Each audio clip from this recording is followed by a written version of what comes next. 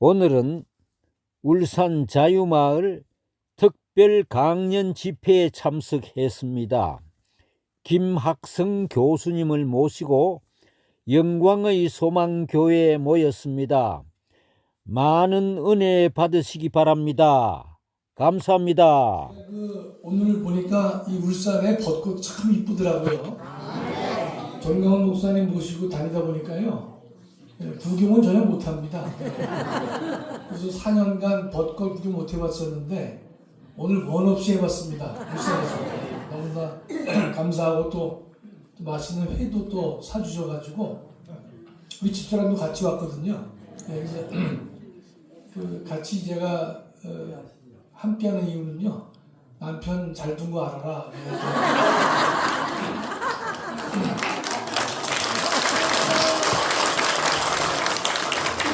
가장 맛있는 음식은요, 남이 사주는 음식이라고 해요. 제가 오늘 우리 정태영 목사님 신우하시는 교회에서 말씀을 전하게 됐는데요. 저는 뭐 말씀이 아니라 이제 강의인데 우리 성도님들 이제 뵈니까요, 마른 막대기를 세워도 은혜가 될 정도의 성령 충만한 교회라는 사실을 제가 확신할 수가 있었습니다. 그래서 이 훌륭한 교회는요, 아멘하는 목소리 다르고, 조금 전에 사회 보시는 여자분도 여성도님도 찬양 기도도 잘하시고 기도도 잘하시고. 근데 제가 좀 하나 걱정이 생겼어요. 뭔가면 강의는 지난주에 2시간 했다고 그러시더라고요. 그래서 보통은 이제 대학에서는 100분 하거든요. 근데 2시간 꼭 하시라고 하시더라고요. 저녁을 사시면서. 그래서 내가 할 수 없이 2시간 해야 되는데 그게 문제가 아니라요, 이 앞에 보는 게 없어서 이게 화면이 뒤에 있잖아요. 그래서 내가 이럴 줄 알아서 노트북을 갖고 와야 되는데, 그래서 제가 상당히 지금 당황하고 있지만 일단은 이 PPT는 보여줄 수 있죠. 그럼 제가 하여튼 저는 앞모습보다 옆모습이 더 좋기 때문에 옆모습을 보여드리면서 저는 강의를 하겠습니다. 지금 안에서 또 이렇게 하면 더 친근감이 느껴지죠. 제가 준비한 것은요, 오늘 이제 4월 1일인데 우리 대한민국에서 가장 이해가 덜 된 부분이 1945년부터 48년까지의 한국 현대사를 대한민국이 근본적으로 왜곡되어 있기 때문에 이걸 바로 알 필요가 있는 것인데, 정강원 목사님 통해서 여러분들이 많이 말씀을 이제 들었을 것입니다. 그러나 한번 우리가 쭉 정리를 좀 해보실 필요가 있다고 저는 생각을 해요. 다음이요. 첫째로 이제 38도 선을 긋는 것이 그 분단이 미국의 책임이냐. 많은 학생들도 젊은이들도 38도 선을 긋는 게 미국의 책임이다, 이런 말을 좀 많이 해요. 근데 이것이 정말인지 아닌지 우리가 판단해 볼 필요가 있는 것이죠. 여러분이 예컨대 이 강의는요, 나중에 영상이 다 녹화가 될 거 아닙니까? 여러 번 들어보신 다음에 여러분 자녀들과 또 논쟁할 때도 한번 사용할 수 있는 중요한 자료들이 됩니다. 내용이 아주 주옥 같을 겁니다. 카메라? 하여튼 첫째로요, 그러면 소련은요, 2차 대전 당시에는 미국과 소련이 가까웠습니다. 그걸 꼭 아셔야 됩니다. 2차 세계대전 당시에는 미국하고 소련이 아주 가깝게 연합군에 같이 있었어요. 근데 이제 소련은 2차 대전 당시에 독일하고 싸우다 보니까 소련은 한 5천만 명의 희생자를 낳습니다. 그래서 이 소련은 2차 대전에서 일본과의 전쟁에서 관여를 안 하려고 했어요. 소련은. 근데 미국 입장에서 뭔가면, 미국이 전쟁을 2차 대전이 두 가지거든요. 하나는 유럽에서 독일과 한 전쟁이 하나 있고, 극동지역 일본하고의 전쟁이 있지 않습니까? 보통 일본하고 미국이 한 전쟁을 2차 대전 중에서도 태평양 전쟁이라고 그래요. 그걸 좀 좁게 말하고 있는 것이죠. 근데 미국이 혼자 싸우려니까 힘드니까 소련에게 이 일본과의 싸움을 같이 하자라고 권유를 합니다. 그런데 소련은 거기에 무반응을 보였습니다. 그러니까 이 독일과 싸움에서 수천만 명이 희생됐기 때문에 그런 것이에요. 그랬는데 일본의 이 히로시마에 8월 6일 날 원자폭탄이 떨어졌거든요. 그걸 보니까 소련에서는 자신감이 생긴 거예요. 야, 저 원자폭탄이 떨어졌기 때문에 일본은 곧 항복할 것이라는 생각을 했습니다. 언제 떨어졌느냐? 우리 정강 목사님 맨날 얘기했잖아요. 8월 6일 날 히로시마에 원자폭탄이 떨어졌다고요. 그 8월 6일 날 원자폭탄이 떨어졌어요. 그러면 이틀 뒤에 소련이 일본에 대해서 전쟁을 선포합니다. 이틀 뒤란 말은요. 보시면 8월 9일 날 나가사키에 원자폭탄이 떨어지거든요. 그 8월 6일 날은 히로시마, 그 다음에 이틀 뒤에 8월 9일 날은 나가사키인데 정확히 나가사키에 원자폭탄이 떨어지는 그날 밤 0시에 소련이 일본에 대해서 전쟁을 선포합니다. 그 이제 소련을 보니까 이게 일본이 패망하게 생겼거든요. 그러니까 거저먹기 위해서 일본이 미국과 편이 돼가지고 일본을 공격하는 것입니다. 원자폭탄 때문에 그런 것이에요. 히로시마에 8월 6일 떨어지고 나가사키에 8월 9일 날이 떨어졌습니다. 소련은 셋째 줄 보시면요. 8월 9일부터 소련군이 북한 쪽으로 진격합니다. 왜냐하면 그 당시 한반도에는 일본군이 장악하고 있지 않습니까? 일본을 격파하기 위해서 소련군이 북조선에 먼저 들어오게 된 것이에요. 전쟁 선포했으니까. 그러면서 그러나 미군은요 한반도에 9월 9일 날, 여러분 뭐 날짜까지 기억하실 필요 없겠지만은 일단은 소련은 나가사키에 원자폭탄이 투하되는 날 일본과 전쟁을 선포하면서 바로 북한에 진입을 했습니다. 그러나 미군은 9월달 늦게 들어오게 됩니다. 미군은 9월달 들어왔는데요. 나중에 말씀드리겠지만 46년에 9월달에 미군이 떠납니다. 미군은 9월달에 들어왔다가 9월에 나갔어요. 49년 9월에 나갔기 때문에 50년 6.25 전쟁이 만들어지게 된 것입니다. 여하튼 미군은 늦게 들어왔잖아요. 그런데 소련군이요 8월 23일 계속 남하하기 때문에 개성까지 소련군이 내려오게 된 것이에요. 그 미군 입장에서는요, 소련이 내버려두니까 이 한반도를 먹을 야심에 의해서 계속 내려온단 말이죠. 그러니까 미국이 소련에서 경고를 했습니다. 니네 내려와도 38도선 이남으로는 내려오지 말라라고 경고를 했습니다. 그 당시 소련은요, 그 미국의 경고를 그대로 받아들였어요. 거기서 학자들이 왜 그대로 받아들였을까 의문을 표시하는 분이 많이 있지만 일단은 그 경고를 소련이 미국이 워낙 강대국이니까 받아들여서 38도는 미국 사람들이 보니까 가장 중간 지점이 38도거든요. 그러니까 너희가 38도 이남으로 내려오지 말라고 경고를 한 것이에요. 자, 여기서 뭘 정리할 수 있냐면요. 그렇다면 38도선은 남한과 북한을 가르기 위한 선이 아니라 소련이 한반도 전체를 먹으려고 했던 것을 미국은 38도를 기준해가지고 대한민국을 따가 구해낸 그런 상황이 38도선이다 이 뜻입니다. 그러니까 많은 사람들은 미군이 38도를 걷기 때문에 남한과 남북한이 갈라지게 됐다. 그렇게 거짓말을 하지만 그것이 아니라 소련이 계속 내려오기 때문에 더 이상 내려오지 않도록 경고를 했다는 뜻입니다. 그러니까 어떻게 보면 북조선, 남조선 그러면요. 남조선의 기본 영토를 확보해 준 것이 미군의 조치가 되는 것이지 미국이 38도선을 분단시킨 것은 아니다. 이 뜻입니다. 이해가 되시죠? 그래서 우리가 이게 9월 초에 북한이 38도 이북으로 올라가게 됩니다. 자, 다음이요. 그 다음에 이제 좀 복잡할 수가 있는데요. 여러분이 이제 이 연도별로 보면 45년도 한반도의 상황을 좀 보시면 여기가 언제 해방됐죠? 8월, 15월 해방이 됐습니다. 그렇죠? 그랬는데 그해 12월에 이 모스크바 이 회의가 있었는데요.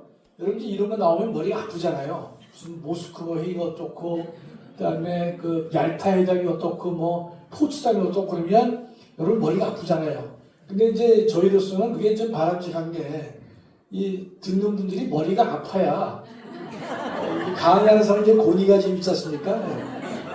근데 외국에 수많은 조약이 있었지만 여러분이 하나 이것을 꼭 알아두실 필요가 있는 게 45년 12월 달에 모스크바에서요 미영 중국이 외상들이 모여가지고 회의를 했습니다. 하여튼 외상회의는 다 필요 없고 모스크바에서 회의를 했는데 그 결정이 두 가지입니다. 두 가지인데 뭐냐? 첫째로는 미소공동위원회를 구성한다. 그런 미소공동위원회는 계속 여러 번 나와요. 여러분이 기억해 두실 만한 가치가 있는데 이런 겁니다. 2차 대전이 끝난 다음에 유럽에서 독일을 어떻게 처리할 것이냐 문제는 미국과 영국과 프랑스가 주도가 됐습니다. 그건 유럽 땅이니까. 그런데 이 태평양, 즉 한반도 문제는요. 일본이 이 한반도를 포함해서 대만, 동남아 전체를 다 집어삼켰습니다. 일본이. 그러니까 일본에 있어서의 이 극동아시아에서 이 일본 문제를 어떻게 처리할 것이냐는요. 미국, 영국, 프랑스가 어떻게 양해를 했냐면 우리는 거의 거리가 머니까 미국하고 소련 둘이서 알아서 하라고 한 게 뭡니까? 바로 미소 공동위원회입니다. 그러니까 쉽게 말해서 유럽은 뭐 미국, 영국, 프랑스가 알아서 하지만 극동지역은 우리는 관여 안 할 것이다. 그러니까 누가 미국하고 소련이 알아서 해라. 그렇게 위임을 한 것이 미소 공동위원회입니다. 여기까지 여러분 기억해 두시면 좋아요. 내일은 잊어버리시더라도 오늘은 기억하셔야 됩니다. 그 다음에 중요한 게 뭐냐면요. 이 사람들이 모여가지고 대한민국을 독립국가로 만들어줄 수 없다는 거예요.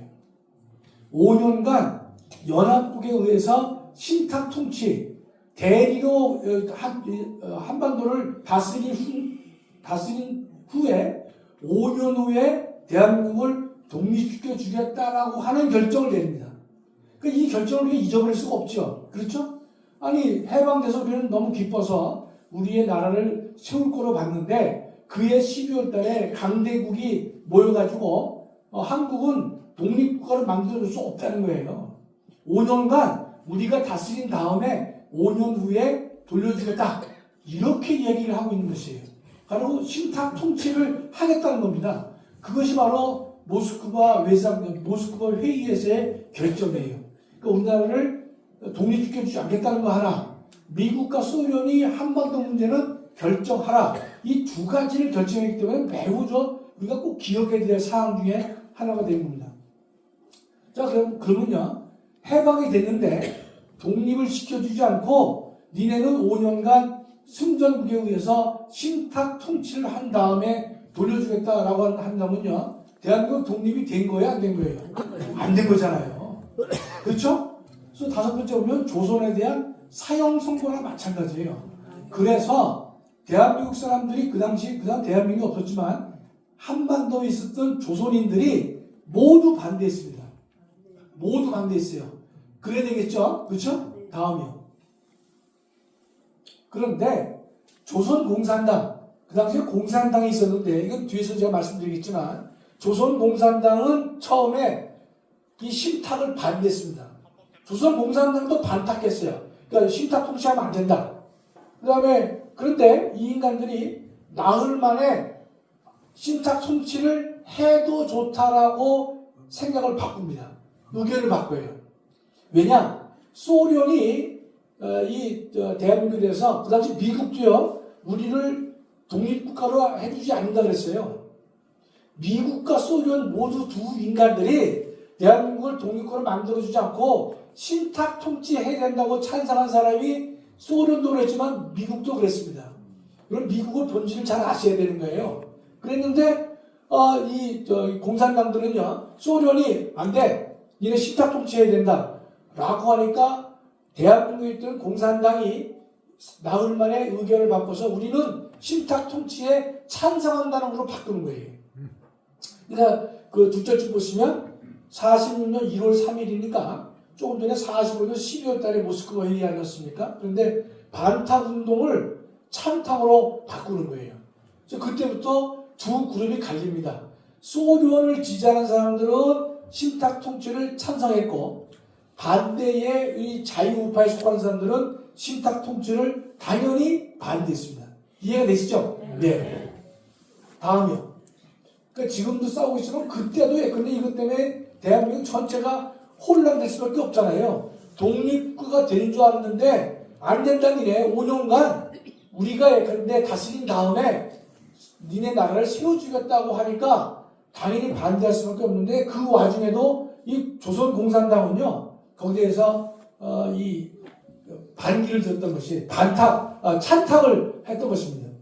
그런데 조금 전에 조선공산당이라는 얘기 나왔잖아요. 그러면 대한민국에요 조선공산당이라는 게 여러분 남로당도 많이 들어보셨고 조선공산당은 좀 생소할 수가 있는데 대한민국의 조선공산당이 언제 만들어졌느냐?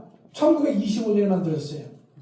연도는 아직 필요 없죠, 그렇죠? 그러나 저거는 일제 치하 때 만들어진 겁니다. 1925년이니까 누가 만들었냐면 박헌영이가 주동이 됐어요. 박헌영이가. 이게 이놈이 빨갱이 아닙니까 이게? 그러면 그 당시는요 조선공산당을 만들었는데 콤마 북조선 분국이란 말은 이게 무슨 말이냐면요 전 세계 공산당들은요 한 나라에 공산당이 하나만 있어야 됩니다. 두 개가 있으면 안 돼요. 그러니까 박헌영이가 남쪽에서 이 조선공산당을 만들었기 때문에 북쪽에 있는 공산당은요 공산당의 말을 못 붙입니다. 공산당 이 북조선 분국이다. 그러니까 거꾸로 남한에 있는 조선공산당이 이 본점이고요. 북한에 있는 공산당은 지점의 지점, 지사의 지사. 그러니까 북조선 분국이었던 거예요. 뭐 이거 다 기억하실 필요 없어요. 그렇죠? 네, 그러나 저게 공산당이었었는데 남로당의 나라가 왜 나오느냐? 스탈린이요. 그 박헌영이나 김일성 등에게 뭐라고 얘기하냐면 공산당이라는 명칭이 적절치 않다. 노동당으로 바꾸라 그래서 노동당 명칭이 들어오게 됩니다. 왜냐면요 이런 겁니다. 소련 입장에서는요 공산당은 공산주의가 완전히 성숙됐을 때에만 공산당이라는 단어를 써야 된다. 그런 그들 나름대로의 원칙이 있었어요. 그러니까 공산당 아무로 못 쓴다는 거예요. 니네는 아직 공산주의를 하고 있지 못하기 때문에 그 전 단계의 명칭을 써야 된다. 근데 뭐 사회주의 정당이라든지 그랬는데 스탈린은 뭐라냐면 노동당으로 해라. 그래서 공산당 이름을 없애고 노동당으로 바꿨던 것이. 그러니까 그네들도요 그 이론이 아주 정치합니다. 그러니까 최고의 단계는 사회주의에서 더 발전돼야 공산주의가 된다는 거예요. 공산주의가 완성됐을 때만이 공산당이라는 용어를 써야지 니네는 아직도 공산당이 안 된다는 거예요. 그래서 노동당이라는 말을 썼던 것입니다. 지금도 북한이 노동당이라고 하잖아요. 뭐 다른 이유가 있겠지만 자 그러면 이 남쪽은요 조선공산당을 넷째 줄이죠. 남조선 노동당. 그러니까 남조선 노동당이니까 줄여서 뭡니까? 남노당이 된 거예요. 근데 북조선 노동당이니까 북노당이 된 것입니다. 그러나 이 북노당이라는 단어는 잘 못 들어보셨죠? 왜냐면 뭐 들을 필요가 없죠. 북한은 다 그냥 공산당이라고 그랬으니까 중요치 않단 말이죠. 그러나 남한에 있으면서 공산당의 역할을 했던 인간들이 박헌영이가 주도가 됐는데 지가 만든 조선공산당 이름을 바꿔서 노동당으로 고쳐서 남노당, 남조선 노동당이니까 줄여서 남노당 하는 것입니다. 여러분 머릿속에 이 대한민국에는 조선공산당이 먼저 만들어졌는데 나중에 남노당으로 이름을 바꿨구나.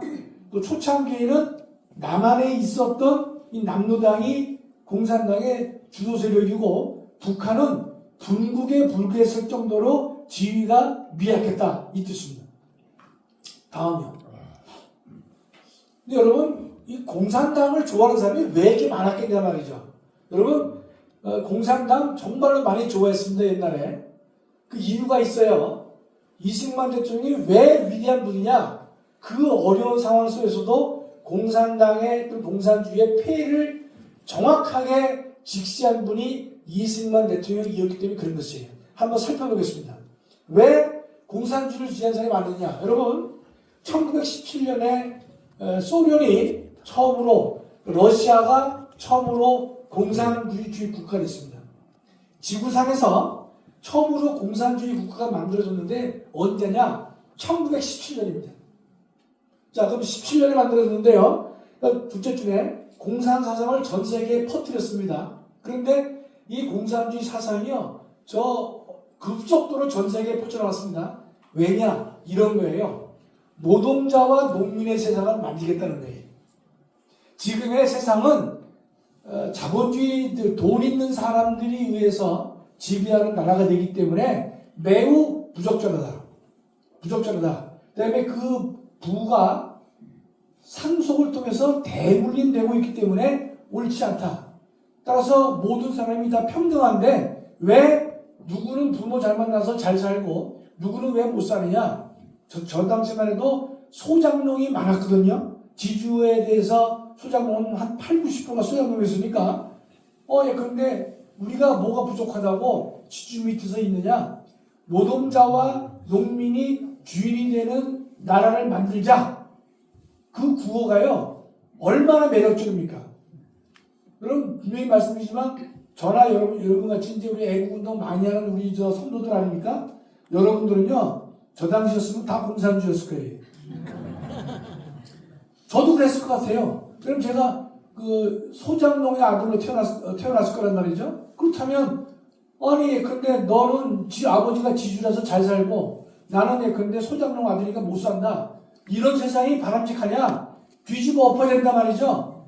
그런 생각을 안 할 수가 없잖아요. 그랬는데 그걸 갖다가 전 세계에 퍼뜨린 인간들이 1917년에 있었어요. 하다 보니까 전 세계적으로요, 수많은 나라가 공산화가 됐던 것입니다.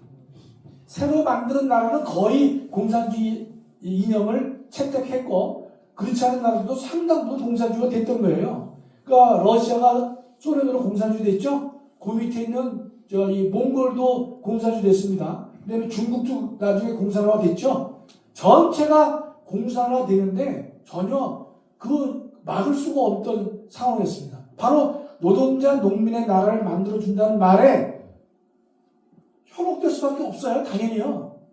자, 그 다음에 이 공산당이요, 일본 1925년에 만들어졌지 않습니까? 아까 조금 전에 봤었죠? 조선공산당이 1925년에 만들어졌는데, 이 공산당이 우리를 이 통제했던 일본 제국주의, 일본과 맞서 싸운 사람이 공산당이에요.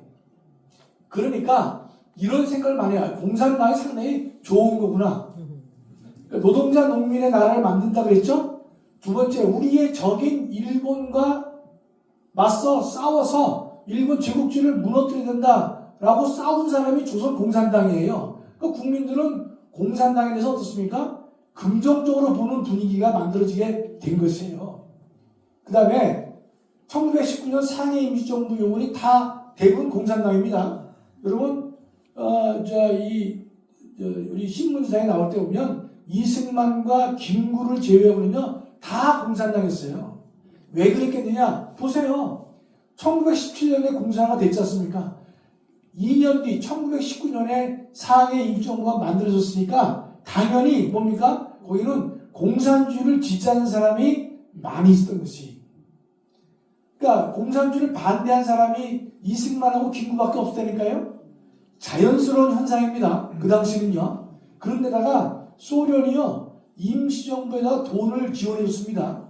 그 당시 임시정부에 미국은 돈을, 미국 정부가 준 적은 없지만 소련은요, 레닌이 적극 나서서 임시정부에 돈을 내줬어요. 그러니까 이 레닌은 뭐냐면 전 세계 약소 국가들에게 니네 독립하라 라고 하면서 재정적 지원을 해줬다니까요. 그런 상황이니까 1917년에 있었던 그 볼셰비키 혁명에 따라서 그 공산주의 이념이 1919년이니까 당연히 저게 이 지상에서 우리가 따라가야 할, 우리가 추구해야 될 가장 좋은 이념이다 라고 생각을 했던 것입니다. 지극히 정상적으로 이렇게 흘러갔던 것이, 그러니까 우리 이 땅에 공산주의가 많았던 것입니다. 그런데 제가 여기다 쓰진 않았지만 1923년에요. 이승만 대통령은 1923년에 또 글을 썼는데 공산당의 당부당이라고는 유명한 논문을 씁니다. 1923년에. 그러니까 뭔가 하면 공산주의의 당부당이니까 옳은 점과 틀린 점을 정확하게 논증한 논문을 태평양 잡지라고 데다 기고를 했습니다.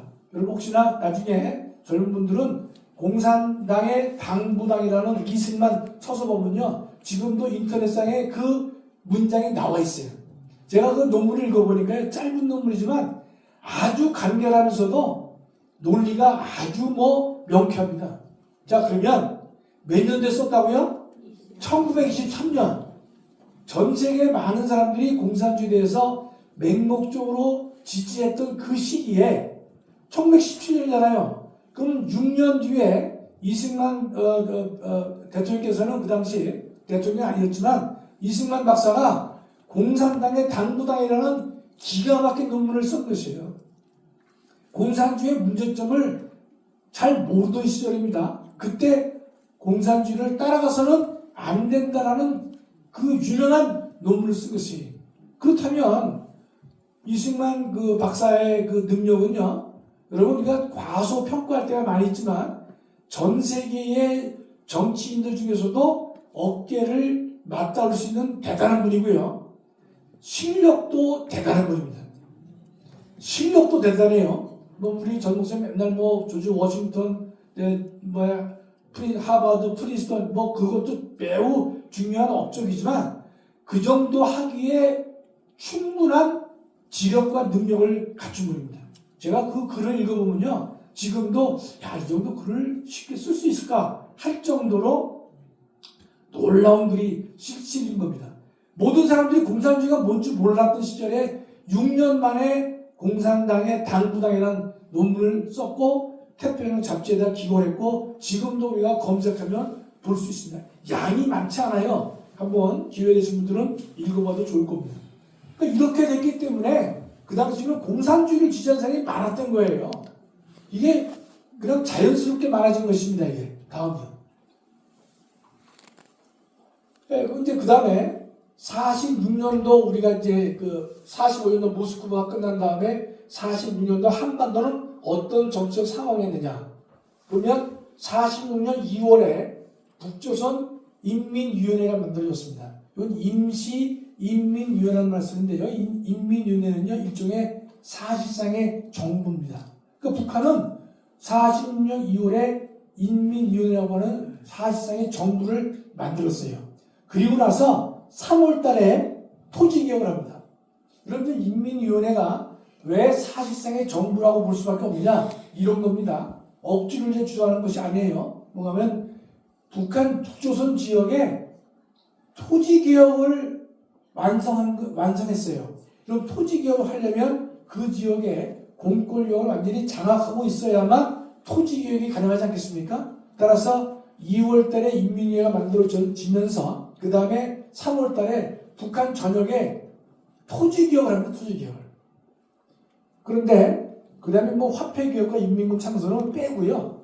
저도 잘 기억을 못하니까 이거 3월 달에 토지개혁을 했는데 방법이 무상몰수, 무상분배에 이제 초점을 둔 것인데 여러분 제가 뒤에서 다시 한번 강조하겠지만 꼭 기억해 둘 게 뭔가면 이승만 대통령의 정읍바로는 정읍바로 뒤에서 나옵니다. 근데 이승만 대통령의 정읍바로는요 46년 6월에 한 겁니다. 이건 몇 월인지도 여러분 기억해야 돼요. 이따 시험 볼 겁니다. 그래서 60점 미만은 오늘 집에 못 가시는 거예요. 그렇죠? 철회하셔야 됩니다. 자, 46년 6월 달에 정읍바로는 있다는 걸 제가 꼭 기억해 두라고 말씀드렸어요. 예. 다음이요. 그럼 어떻게 무상몰수했느냐? 북한 사람들도요, 마구잡이로 한 거 아니에요. 이 토지를 분배하는 게 어떻게 하느냐? 농지권, 대지권, 산림지권 다 무상으로 몰수를 했는데, 어떻게 나눠졌느냐? 본인이 18세에서 60세 남자면 1점이야. 여성은 18에서 50까지를 1점 줬습니다. 그 다음에 15, 17은 0.7, 그 다음에 10에서 14살은 0.4. 뭐 이렇게 해가지고요 점수를 다 매겼어요.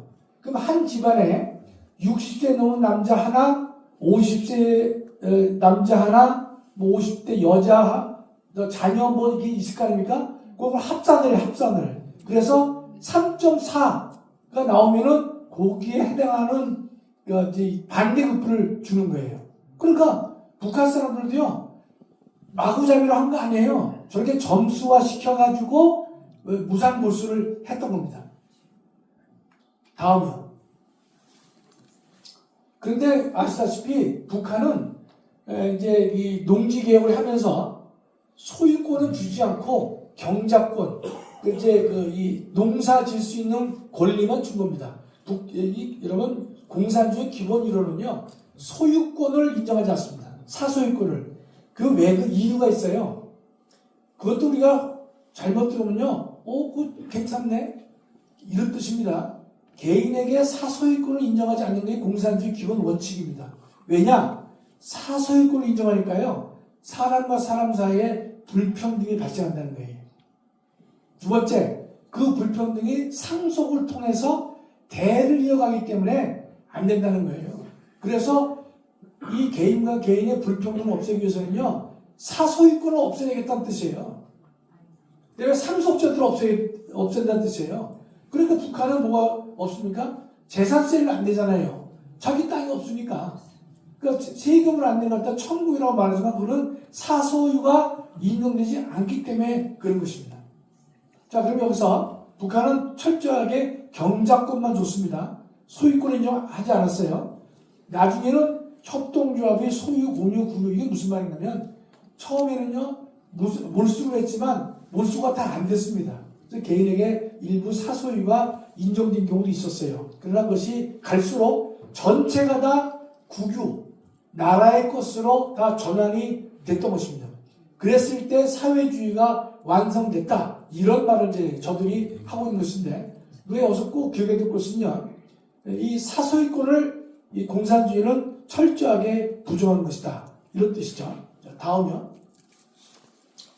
그러면 보시면 제목이 이수자를 보라 되어 있잖아요. 그 다방에서 근무하는 여성의 이름이 아닙니다. 이수자. 저는 뭐냐면 이 숫자를 보라요. 이 숫자. 숫자인데 수라고 썼어요. 이건 뭐냐면 제 밑에 조선공산당 진남포 시위원회 돼 있죠?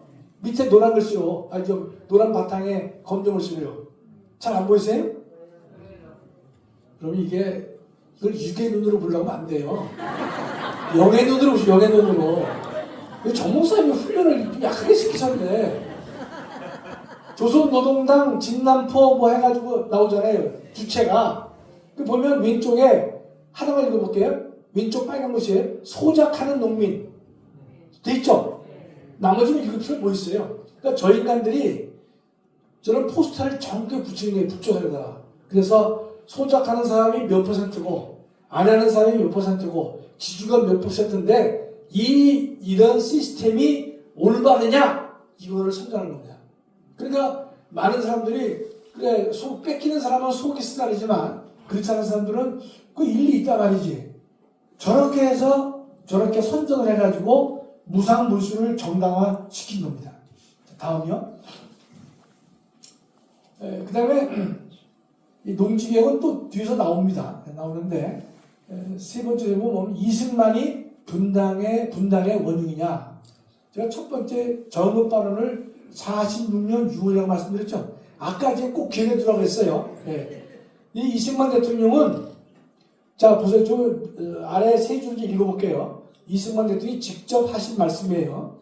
통일정부를 고대하나 여의케 되지 않으니 우리는 남방만이라도 임시정부 혹은 위원회 같은 것을 조직하여야 할 것이다. 이렇게 이제 말씀을 하시는 거예요. 자, 저 발언을 보면요, 남한과 북한이 따로 가자는 발언인가요? 전 아니죠.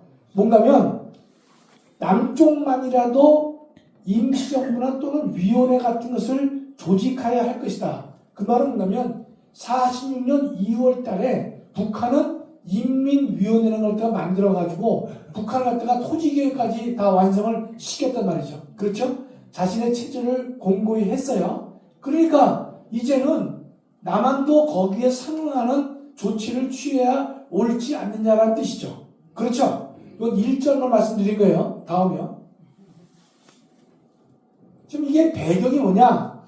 방금 말씀드렸잖아요. 첫째 줄에 북한이 사실상 정부인 인민위원회를 만들었고, 그렇다면 남한의 공산화를 방지하기 위해서는 남한에도 임시정부 같은 또는 임시위원회 같은 조직이 필요하지 않겠느냐라고 조심스럽게 의견을 피력하신 것이, 이건 이 리더라면 저 같은 말씀을 꼭 하셔야 될 거란 말이죠. 그렇죠? 그러면 제가 이 정업 발언이 워낙 중요하기 때문에 제가 쪼개서 말씀드린 게, 먼저 배경은 그렇고 결렬 이유가 뭔가면요, 이 미소공동위원회가 모여가지고 한국 문제를 결정하라 그랬지 않습니까? 아까 모스크바 외상에서 뭐냐면 미소가 만나가지고 한반도 문제를 스스로 결정해봐라 라고 하는 것인데, 이 미소공동위원회가 열렸어요.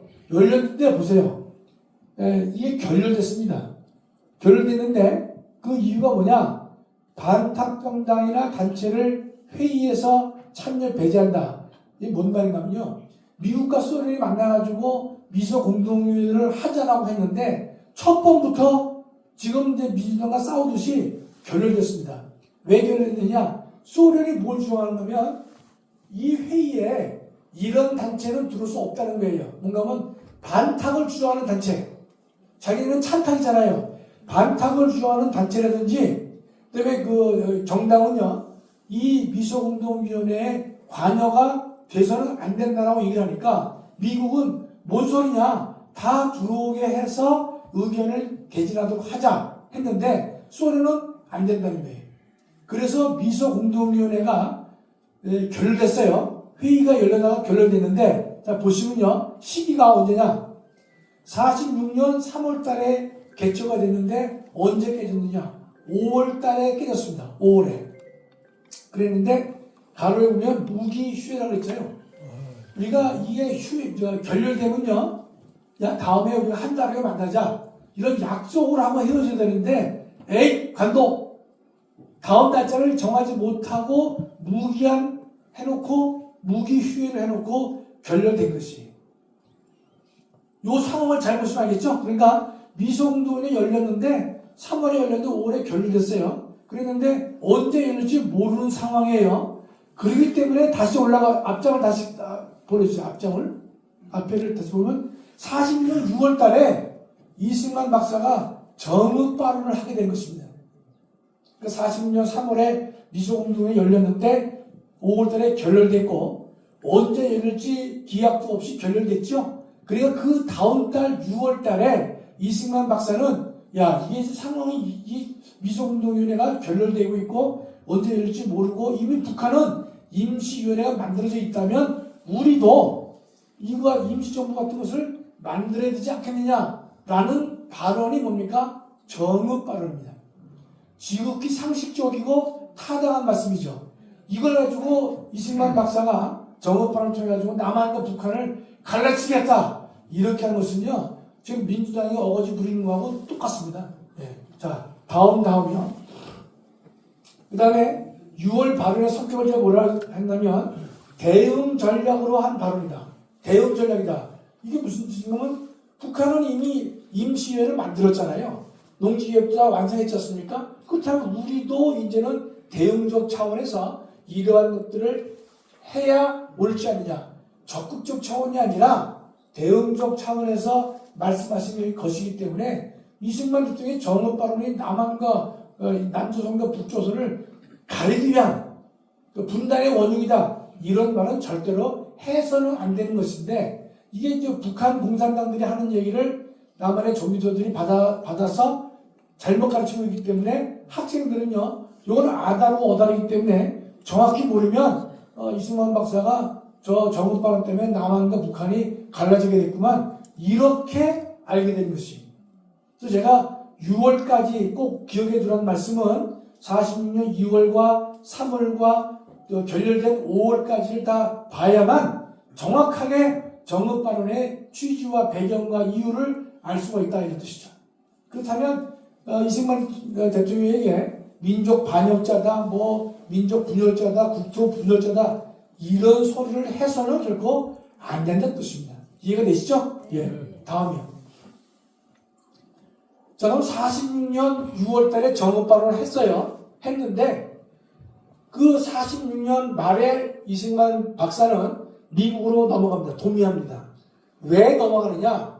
당시 소련의 생각은 이 북한의 공산주의 중심으로 한반도를 공산화시킨 것이 소련의 목적이었고, 미국은요 상당히 이게 나이브하기 때문에 야, 니네 나라 형태를 만들려면 좌우가 만나서 합의를 해서 좌우 합작해서 니네가 나라를 만들어라, 이런 그런 그 방향으로 미국은 계속해서 몰고 가는 것이에요.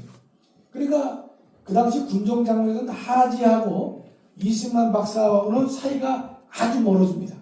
이승만 박사는 절대로 안 된다, 좌우 합작은 안 된다는 것이고, 또 미국은 또 나름대로 야, 니네 나라인데 이런 우파만 사람이냐, 좌파도 사람이니까 함께 만나서 합의하에 니네에 맞는 정부를 만들어 보라라고 얘기를 해요. 그러니까 그거는 나름 합리성은 있어요. 그러나 이승만 대통령은 그걸 철저하게 안 된다는 것이에요. 왜냐? 이 공산주의가요, 소련이 동유럽을 예컨대 지금은 다 민주가 됐지만 과거에 이 체코나 헝가리 이런 나라들을 공산주의화 시킬 때 어떤 전략을 폈느냐? 이 공산주의는 꼭 이렇게 합니다. 지네가 들어와서 공산당이 혼자겠다 이런 말 안 해요. 늘 그 당시에 민주정부와 함께하자고 얘기합니다. 함께하자고 얘기를 해요. 우리 함께하자. 좌우가 같이 있어야 되지 않느냐. 함께하자고 해서 들어옵니다. 그 다음 단계는 어떻습니까? 이 자유파들을요, 정치인들 갖다가 암살하거나 협박하거나 꼼짝 못하게 만들어요.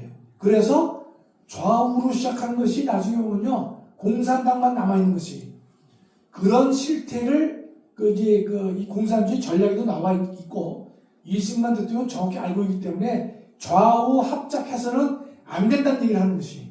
그런데 이승만 박사가 아무리 얘기를 해도 군정장관에서 하지가 뭔 소리냐, 좌우 합작해라 라고 얘기를 하니까 이승만 대통령은요 한계를 느껴서 미국으로 갑니다. 그래서 미국 가서서 이 대통령을 직접 만나서 이 문제를 해결해야 될 것이다. 군정장관 하지는 안 된다. 이승만 대통령이 대단한 분이요, 그 하지 중장하고 엄청 싸웁니다. 이승만 대통령은 하지하고만 싸운 게 아니에요. 아이젠하워도 싸우고 뭐 대단한 분이에요. 그래서 지금 이승만 대통령이 지금 미국을 갔잖아요. 46년 12월에 미국 갔는데요, 미국 갔을 때 미국이 이승만 박사를 환대했느냐? 안 했습니다. 오늘 제가 오니까 정 목사님이 너무 환대를 해주셔가지고 다음에 그냥 혼자 올까 이제 생각합니다. 12월, 1월, 2월이 대개가 핵심이라서 정강 목사 몇 분이 찔러가지고 목사님 영국시장 가서 부흥회 한번 하시죠. 그래서 끼면 한번 올까 그런 생각도 하는데 혼자 꿈입니다. 혼자 꿈. 근데 미국을 갔는데 이승만은 홀대해요. 그 당시 미국이요.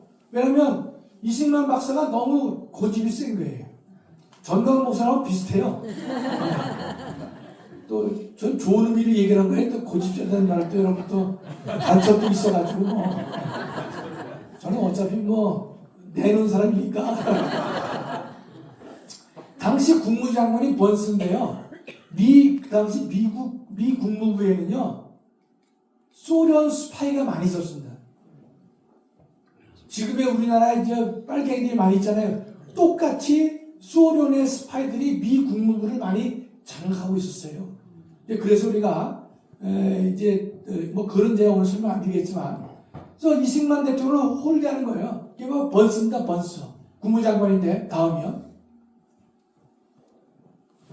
근데 40주년 1월 달에 국무장관이 바뀝니다. 마셜 장군으로 바뀌는데, 여러분 마셜 플랜이다 이런 말도 들어보셨겠지만, 마셜 장군은 2차 대전의 영웅이고 국무장관이 됐고, 유럽을 다시 살리기 위해서 마셜 플랜이라고 하는 경제개발계획을 주도하는 분이 마셜인데, 이 마셜은요, 이승만 대통령이 상당히 우호적이었어요. 우호적이에요.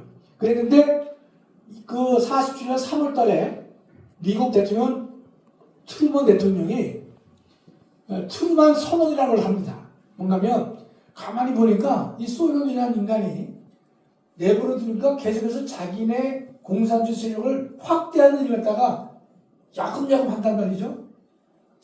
미국이 내버려 두면 안 되겠다 싶어서 미국 트루먼 대통령은 소련에 의해서 위협당하는 나라들에 대해서 각종의 군사 재정적 지원을 하겠다라고 이제 선언을 하는 겁니다. 일종의 이제 냉전이 이제 시작된 것인데, 이 트루먼 대통령이 소련을 갖다가 싫어하기 시작한 것이, 적대시하는 겁니다. 안 되겠다. 그러니까 이승만 대통령은 마음을 놓는 거예요. 소련을 미국 대통령이 소련을 적대시하고 있기 때문에, 그렇다면 한반도 문제도 꽤 잘 풀리겠구나 라고 싶어서 이승만 대통령이요 4월 달에 다시 한국으로 돌아옵니다. 여러분, 그 당시 한번 짐작해 보세요. 우리 미국 도미를 했다, 귀국했다 그러면 하루 만에 오는 것 같죠? 지금은 하루 만에 오지만 저 당시에는요 몇 개월씩 걸려요. 몇 개월씩. 그 다음에 한국에 비행기가 있습니까? 그러니까 그 메가더가 한국의 이승만 박사를 오라고 초청하고 자기 군용기를 보내서 하와이까지 보내주고, 거기서 다시 해서 비행기를 한두 번 타서 가는 게 아닙니다. 그렇게 이제 어려운 시절이었었죠. 그러니까 미국 갔다 다시 귀국했다 그러면 금세 온 줄 알지만 여러분, 저 때는요 어마어마한 노력과 고생을 했던 때입니다. 그랬는데 47년에 이제 4월에 들어오셨잖아요. 그때 트루먼 대통령이 유엔에다가 한국 문제를 맡기는 거예요.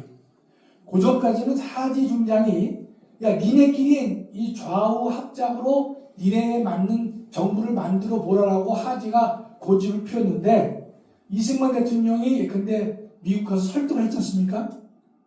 하면서 어떻게 되냐, 트루먼 대통령이 한국 문제를 자체적으로 맡기면 안 되겠다.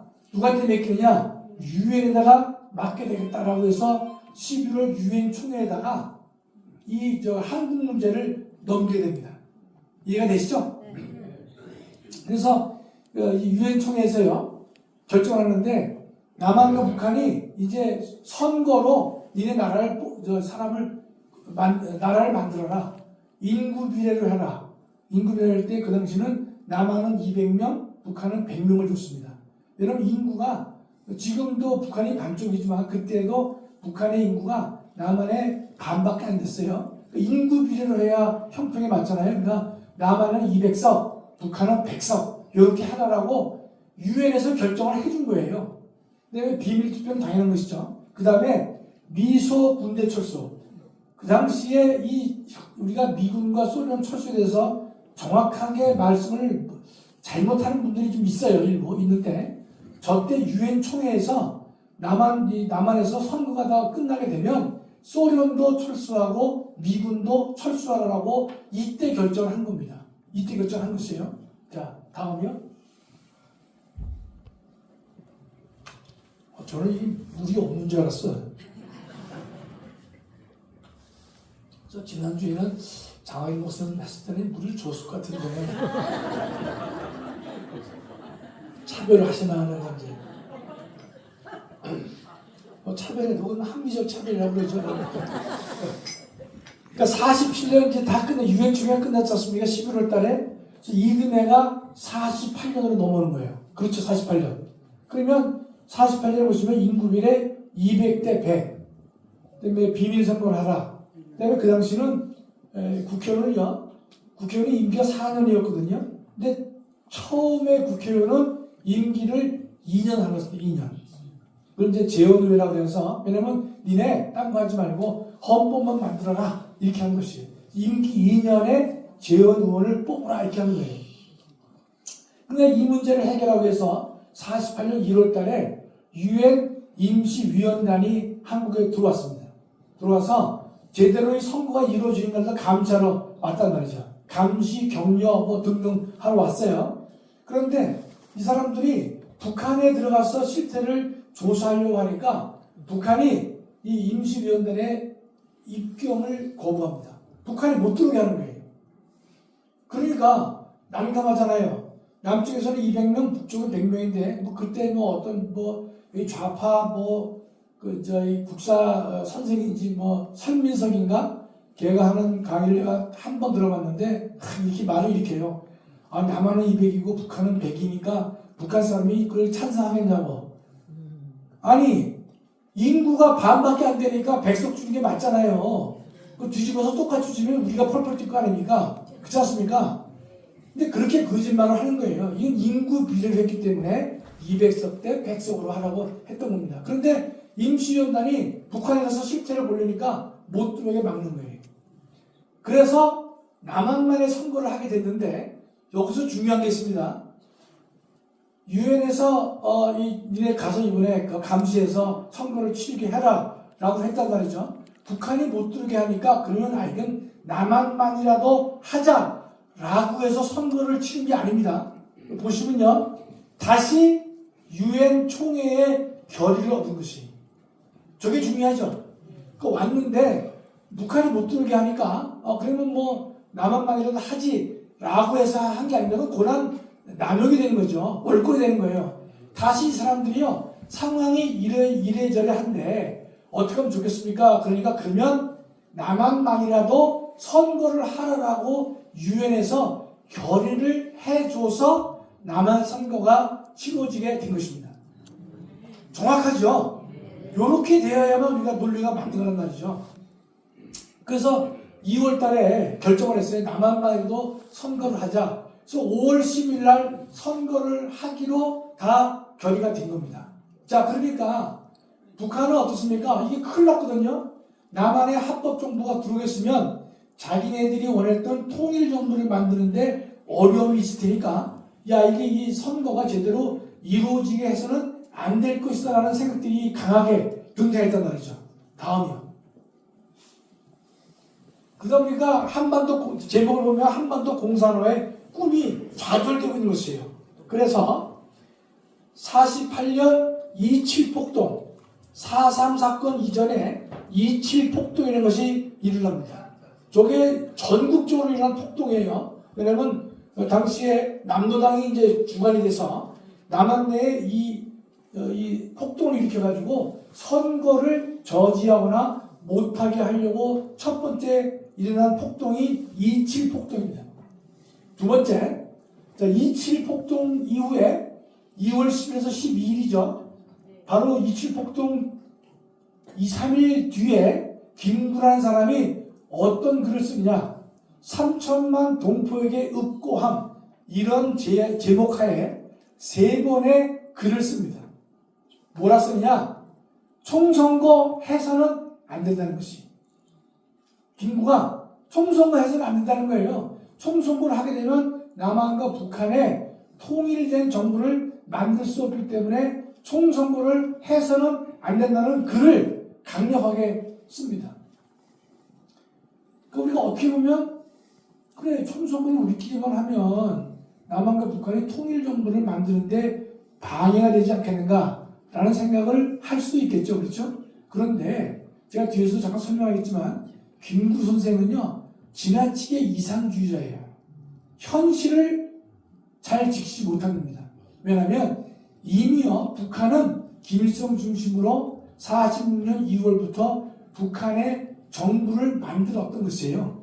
남은 건 뭐냐? 남쪽을 어떻게 하면 빠른 시일 내에 적절하게 공산화를 만들 것이냐 거기에만 집중하는 상황이기 때문에 근데 남한과 북한이 만나가지고 우리의 정부를 만들자 그거는요 대단히 실현되기가 어려운 주장이다 있습니다. 저 때부터 이 김구 선생이 상당히 사상이 의심스러운 겁니다. 그러니까 김구 선생은 해방 전에 김구와 해방 후에 김구를 나눠서 봐야 된다. 뭐 그런 말씀을 많이 들었을 것이에요. 해방 전까지는 예컨대 자유우파의 전사였지만 해방 이후에는 이상하게 북한 편을 드는 겁니다. 북한의 김일성의 편을 드는 것이. 그래서요. 여기서 제가 소개 안 했지만 김구가 저는 글을 썼죠. 그 다음에 이제 이어지지만 4.3 사건이 터져요. 근데 4.3 사건이 터지는 그 달 4월 말에 김구와 많은 사람들이 수많은 사람이 말려오는데도 불구하고 북한에 가서 김일성이가 초청한 남북 정치 지도자들의 회담에 김구가 참여합니다. 참여했지만 아무런 성과 없이 끝나게 되는 것이죠. 그러니까 그때부터 김구 선생이 좀 우리가 이상하다. 왜 저런 생각을 할 것이냐. 남한만이라도 이 나라를 빨리 세워서 되어야 되는데 남한과 북한이 합작을 해야 된다. 합작하면요 거의 그것은 공산주의 국가밖에 안 되는 상황임에도 불구하고 김구 선생은 거기서 판단에 미스가 발생하는 것이.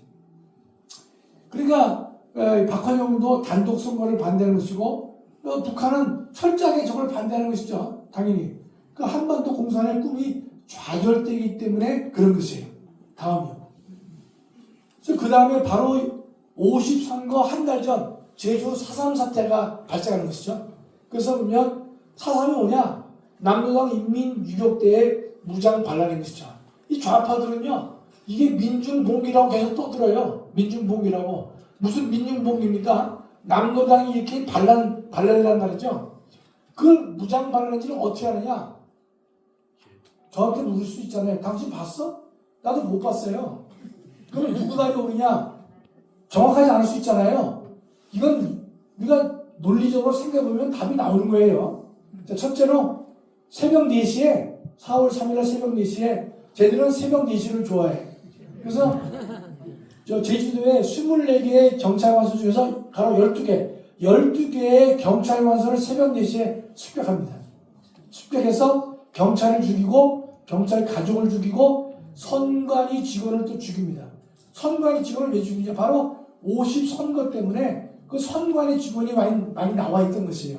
그래서 선거를 막기 위해서 그런 사람들을 살해했어요. 본인과 가족들을 살해했단 말이죠. 그랬는데 여러분 이 제주 4.3 사태가 얼마나 큰 폭동이었냐면요. 48년 4월 3일날 발생했잖아요. 언제 끝나느냐? 밑에 썼죠 제가. 빨리 보시오. 54년 9월에 끝납니다. 대한민국에서 6년이나 걸쳐서 이런 반란이 있던 거예요. 그러면 왜 저게 진압이 안 되느냐? 요 와중에 6.25가 터집니다. 6.25가 터지니까 4.3에 대한 진압이 안 되는 거예요. 그러니까 6.25가 터지고 나서 그 다음에 계속 남한에 있는 이 반란 세력들이 반란을 지속적으로 해왔기 때문에 저희가 50년은 9월은 이런 겁니다. 한라산 등반이 허용된 때가 54년 9월이에요. 그러니까 물론 사실상은 잔당들이 끝난 건 50년 초로 볼 수도 있지만 대한민국에서 정식으로 한라산에 올라가도 좋다고 허가한 때가 54년 9월이라는 뜻입니다. 그럼 이 사람들을 잡기가 어려운 게요. 이런 거죠. 낮에는 한라산 가서 숨어 있는 거예요. 밤에만 내려요. 밤에만. 그럼 거기에 양민들이 예컨대 형도 와서 형이 내려와서 야 쌀 좀 줘. 그다음에 뭐 줘. 그러면 안 줄 수가 없지 않습니까? 그런 사람에 대한 책임을 여기 묻자고 하는 것은 아닌데 그렇게 하다 보니까 북쪽으로 낮에는 한라산만 숨어 있고 밤에만 내려온단 말이죠. 두 번째 그 당시에요. 군인과 경찰 중에 이 빨갱이가 많았던 것이 경찰에 빨갱이가 많았어요. 그 다음에 이제 군인도 많이 있었는데 그 이유를 제가 다 뒤에서 설명을 드리도록 하겠습니다. 하다 보니까 반란을 일으키니까요. 제주도는 3개의 선거구가 있었는데 2개의 선거구는 선거를 못했습니다. 이놈들이 폭동을 일으켜가지고 사람을 죽이고 뭐 하다 보니까요. 선거가 이루어지지 않았어요. 저 대한민국 재원 국회의원은요. 200명 정원인데 198명으로 시작합니다. 왜냐? 제주도에서 2개 선거구의 선거가 이루어지지 않은 것이에요. 다음이요. 이 사람들이 이 박헌영 체포령을 철폐해달라 주장하고 이 민중봉기를 일으킨 사람들이요. 김일성 장군 만세. 그럼 제가 일부러 이거 만든 거 아닙니다. 그 다음에 조선민주주의인민공화국 만세. 이게 뭔가 하면 남로당 제주도위원회가 중앙에 있는 위원회에게 편지를 보냅니다. 그렇죠? 쭉 편지 보냈는데 거기에 뭔가면 조선민주주의 인민공화국 만세라는 내용이 담긴 편지를 이 본부에 보내는 거예요. 저런 사람들의 그 당시가요. 그 다음에 제주도 이론에는요, 인공기를 기약했습니다. 인공기. 그 증거가 다 있어요. 그 다음에 중요한 것은 2001년 헌재 결정인데, 제주 4.3에 대해서 논란이 많잖아요. 좌파들은 민중봉기다, 우파들은 아니다. 누구 말을 믿을 거냐 말이죠. 보지도 못했고 서로 평행선을 달 수 있잖아요. 그런데 다행히 2001년도 헌법재판소에 판례가 있어요. 뭐냐? 헌재 요새 욕을 많이 먹잖아요. 9사람이죠? 9사람의 전원 일치된 의견으로 제주 4.3의 본질은 남노당 반란의 무장봉기다. 그렇게 정의를 내렸어요. 2001년도 헌법재판소 결정에 나와 있습니다. 그러면 그걸로 끝난 거 아니겠어요? 그것도 반대 의견이 없어요. 9사람 모두 일치된 의견으로 이거는 민중봉기가 아니라 남노당이 주관하고 있는 이 대한민국을 무너뜨리기 위한 무장봉기다 말이죠. 그렇게 헌법재판소가 일치된 의견으로 결론을 내렸기 때문에 여기에서는 다툼의 여지가 없는데 이 민주당이나 이 빨갱이 놈들은 계속해서 역사를 바꿔요. 이 제주 4.3도요. 근본적으로 역사를 이제 바꾸게 되는 계기가 되는데요. 다음이요. 그럼 제주 4.3 정신입니다. 지금 대한민국 전체 4.3 정신이라고 뭐 난리예요. 그래서 학생들도 예컨대 제주도에 가가지고 4.3 정신을 계승하자, 배우자. 그 민중 봉기를 배우자는 거예요. 그런데 이 친구들은 그 선전선동에 능하잖아요. 첫째 뭐냐? 제주 4.3은 미군정에 대한 반제운동이다. 미군정에 대해서 반제국주의 운동의 일환이 제주 4.3이라는 거예요. 일리가 있어 보이잖아요, 그게. 두 번째, 남북 분단에 저항한 통일운동이다. 저렇게 얘기를 하니까 학생들이 다 홀딱 넘어가는 거예요. 미군정에 대해서 저항한 반제운동이다. 그다음에 우리 통일된 국가를 만들려고 했는데 그 통일 정신을 갖다가 하려고 했던 것이 제주 4.3이다. 두 글자로 완전히 우리가 무너져버려요. 반대운동이고 통일운동으로 위장을 했단 말이죠. 실제로 그게 아니란 말이죠. 근데 문재인이가 제 2020년 4월 3일 날, 그럼 내일 모레가 4.3입니다. 내일 모레가. 근데 문제는 뭐냐면 제주는 먼저 꿈을 꾸었다는 이유로 처참한 죽음을 맞이했고 그들의 꿈이 우리의 꿈이다. 이런 말을 했어요. 제가 사실상은 2020년 2월 달에 제가 정년을 했습니다. 정년한다면 저는 이제 어떤 목표가 있었냐면 저는 이제 보통 정년하기 한 5년 전부터 교수를 끝나게 되면 뭔 일을 할까 이런 이제 생각들을 하게 되잖아요. 이과 교수들은 그래도 뭐 끝나고 나도요 회사도 가서 고문도 하고 그래요. 근데 이 법학하는 교수는 시작대가 없어요. 네.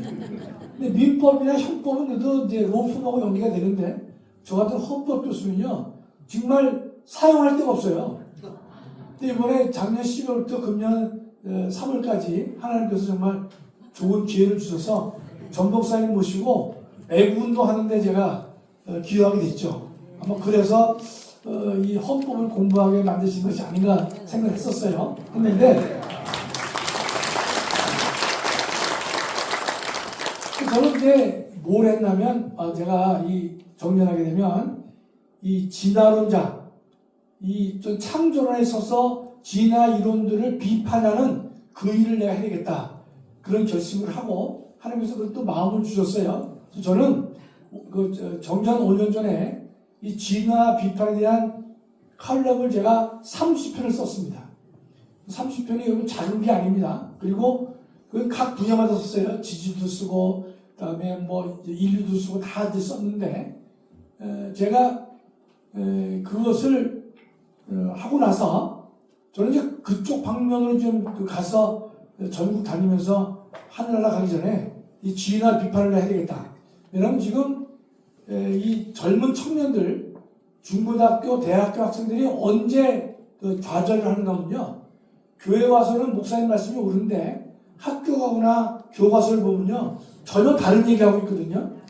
근데 다른 것은 안 믿어도요, 학생들이 어디에 넘어가느냐, 방사성 동위원소에 의해서 연대 측정을 해보니까 성경하고 안 맞는 거예요. 근데 지금 갑자기 왜 그 동물 생각 안 나지?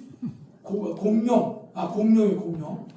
공룡은 7천만 년 전에 멸절됐다고 학자들이 얘기를 하는데, 그 말이 맞는지 안 맞는지 우리는 모르잖아요. 그런데 최근에도요, 공룡에 대해서 이 공룡의 그 연부 조직, 여기 연한 조직들이 발견됩니다. 공룡이요. 그러니까 학자들이 공룡에 대해서 방사선 동위원소로 연대를 재요. 재니까 평균이 4만에서 5만 나옵니다. 그게 1년에도요, 최근에 5년 사이에도 여러 편 발표됐습니다. 그러면 아무리 예컨대 거짓말을 한다고 해도 평균이 한 4년 되거든요. 그렇다면 성경하고 안 맞잖아요. 성경은 생명체가 생긴 지가 8,000년 전후밖에 안 되는데 4만 년짜리가 나오니까 성경이 거짓이야 라고 하게 되면요, 젊은 학생들이 대부분 무너집니다. 그래서 이걸 내가 막기 위해서 기회가 되면 전국 다니면서 내가 예수 믿는 사람 상대로 그것이 합리적으로 설명이 된다는 것을 이야기를 해야 될 거 아닙니까? 그래서 그 사명을 제가 하려고 했던 거예요. 근데 이 지나는 자들은요, 뻔뻔하기가 이재명이 뜸떠요. 왜냐? 지네는 책에다가 7천만 년 전에 멸절됐다고 그랬잖아요. 근데 재보니까 4, 5만 년밖에 안 됐어요. 그럼 자신이 이론이 잘못된 거잖아요. 그런 개념치 않아요. 개념치 않으면서 뭘 보겠냐? 바로 성경을 공격합니다. 니네 8천에서 10,000년으로 돼 있는데 4만에서 5만이 왜 나오느냐? 지네가 잘못된 건 얘기 안 해요. 근데 성경을 공격한단 말이죠. 그럴 때 많은 학생들이 흔들립니다. 여러분들은 언젠가 저를 한번 초대해야 될 거예요. 그 강의 들으려면요, 그때는 이제 연식 많으신 분도 필요하지만 젊은 학생들이 좀 많이 와서 들어야 되는 거예요. 그래야 아니다. 그게 확신해야 돼요. 확신을요. 제가 과학의 과자를 압니까? 모르잖아요. 그러나 제가 이것저것 강의를 들으면서 제가 논문도 쓰면서 좀 해서 보니까 설명이 어느 정도 가능한 것이, 그거를 우리 학생들이 알아야만 흔들림이 없다는 뜻이에요. 저는 그래서 하여튼 하나님께서는 방향을 트셔가지고 이 문제인 때문에 제가 전광훈 목사를 만나게 된 거예요. 왜냐? 제주 4.3 때문에 제가 어느 단체에서 전화가 왔어요. 교수님, 이게 4.3 문제 때문에 헌재와 다투려고 하는데 좋은 변호사도 좀 소개해달라 얘기를 해서 제가 소개를 했는데 정말로 실행에 옮기더라고요. 그래서 제가 4.3 시민단체에 제가 들어와달라서 제가 거기 들어갔습니다. 저는 이제 시민단체도 싫어하고 정당도 싫어하고 국민혁명당은 더더욱 제가 너무 단어가 너무 세서 그랬는데 그게 2020년이죠. 근데 그 이듬해에 정광훈 목사님이 근데 이 4.3에 대해서 전문가시고 시민단체 지원도 많이 해주신다 해서 제가 이제 정광훈 목사님도 워낙 유명한 분이니까 좀 어떤 분인가 궁금하기도 하고, 그래서 이제 면담 신청을 했는데 그때 이제 강현재 변호사 옆에 있으면서 도움을 많이 줬어요. 저는 그 당시에 강변호사를 몰랐지만. 그래서 이제 3월 28일이면 이치라는데 주일날인데 3월 28일 4시인가 목사님을 이제 만나도록 돼 있어서 사랑주의교를 갔는데 들어갈 때부터 건물이 으시시해. 이게 조폭들이 오랫동안 장악한 건물인 양 그런 느낌이 이제 오더란 말이죠. 그랬는데 그때 그날은 큰 성과가 없었어요. 그런데 목사님께서 하신 말씀이 왔는데 너와라에 와서 나와 같이 좀 토크를 좀 해보자 그러시는 거예요. 그래서 좀 알았습니다. 그래서 했는데 그 주에 3번을 연속해서 하시면서 정광훈 목사님 참 훌륭하신 게 사람을 보실 줄 알더라고요. 그게 정말 남들이 갖지 못하는 뛰어난 장점이에요. 그렇죠? 네. 여하튼 그래가지고 그 해에 정광훈 목사님하고 제가 국민혁명당에 그때 있었어요.